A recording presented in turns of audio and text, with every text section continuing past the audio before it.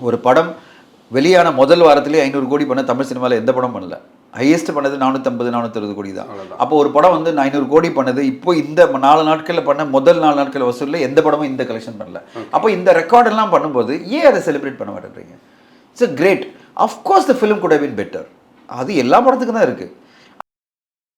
இதெல்லாம் மிஸ் ஆயிடுச்சு, இந்த பாயிண்ட்லாம் மிஸ் ஆயிடுச்சு, இதெல்லாம் மிஸ் ஆயிடுச்சுன்னு சொல்கிறது எப்போ?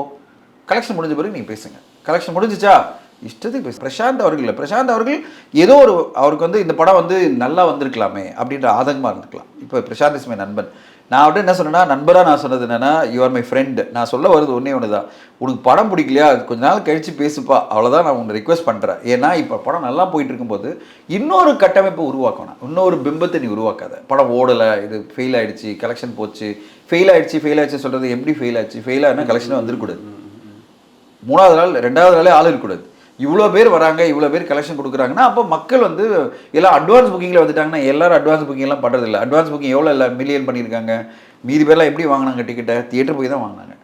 அட்வான்ஸ் புக்கிங்கில் பண்ணுறவங்க ஒரு 50% இருப்பாங்க. பேலன்ஸ் எல்லாருமே ஸ்க்ரீன்ஸ் எல்லாம் நிறைய இருக்குது. அதனால் போய் தியேட்டரில் தான் போய் டிக்கெட் வாங்குவாங்க. அப்போது நீங்களாக ஒரு கட்டமைப்பை உருவாக்கிட்டு உங்கள் மைண்டில் நான் எப்படியாவது டெஸ்ட்ராய் பண்ண நினைக்கிறது தப்புன்றதா என்னோட பாயிண்ட்.